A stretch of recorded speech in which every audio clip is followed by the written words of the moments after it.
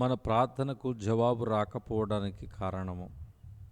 యోహాను సువార్త 15వ అధ్యాయము 7వ వచనం. నా యందు మీరును మీ యందు నా మాటలను నిలిచియుండిన ఎడల మీకేది ఇష్టమో అడుగుడి, అది మీకు అనుగ్రహింపబడును. దేవుని వాక్యం సెలవిస్తుంది, మనము దేని గూర్చి అయితే ప్రార్థన చేస్తున్నామో ఆ ప్రార్థనకు జవాబు రావాలంటే మనము దేవుని యందు నిలిచి ఉండాలి. అనగా మనము దేవునితో అన్యోన్యమైన సహవాసం కలిగి ఉండాలి. దేవునితో మనము సహవాసం కలిగి ఉన్నప్పుడే మన ప్రార్థనలకు జవాబు వస్తుంది. నాకు తెలిసిన ఒక సహోదరుడు ఉండేవాడు. నేను గ్రామాలకు వెళ్ళి సేవ చేస్తున్న సమయములలో నాతో పాటు సేవలో పాలు పంచుకునేవాడు.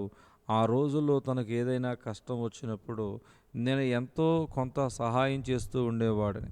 ఆ తర్వాత ఏమైందో తెలియదు, కానీ అకస్మాత్తుగా నా దగ్గరకు రావడం మానేశాడు. రోజులు, వారాలు, సంవత్సరాలు గడిచాయి. ఈ లోపట దేవుని మహాకృపను బట్టి మందిర పరిచర్య బహుగా వర్ధిల్లటం, అంచెలంచెలుగా హెచ్చించబడటం జరుగుతూ ఉంది.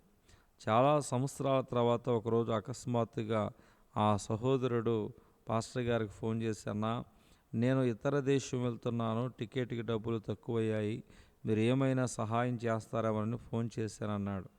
కొన్ని సంవత్సరాల క్రితం అతడు నాతో పాటు క్లోజ్గా ఉన్నప్పుడు, సత్సంబంధం కలిగి ఉన్నప్పుడు తనకు ఏదైనా కష్టం వస్తే నా దగ్గరకు వచ్చేవాడు. నేను సహాయం చేసేవాడినని పాస్టర్ గారు అంటున్నాడు. తర్వాత నాతో ఉన్న ఆత్మీయ బంధాన్ని తెంచుకొని నాకు దూరం అయిపోయాడు.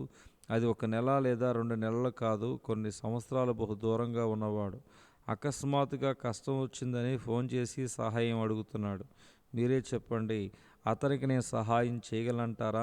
ఈ మధ్యకాలంలో ఏమైపోయాడో, ఏ పాపిష్టి పనులు చేసి దేవునికి దూరం అయ్యాడో తెలియదు. ఇవేమీ తెలుసుకోకుండా సహాయం చేయటం సాధ్యమంటారా? అనగా మనల్ని ఎవరైనా సహాయం కోరితే వెంటనే ఎవరికి సహాయం చేయగలం? మనతో ఎవరైతే మంచి సహవాసమో సత్సంబంధమో కలిగి ఉంటారో వారికే కదా అడిగిన వెంటనే సహాయం చేయగలము.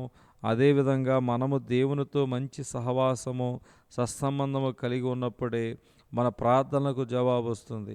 దేవునితో ఉన్న సహవాసాన్ని పాడు చేసుకుని దేవునికి ఇష్టం లేని పనులు చేస్తూ, దేవా నా ప్రార్థనకు జవాబు ఇవ్వు అని అడిగితే దేవుడి నీ ప్రార్థనకు జవాబు ఇవ్వలేడనే సత్యం మర్చిపోవద్దు. దేవుడి దిన వాక్య ధ్యానం దేవుడు దీవించునుగాక. ఆమేన్.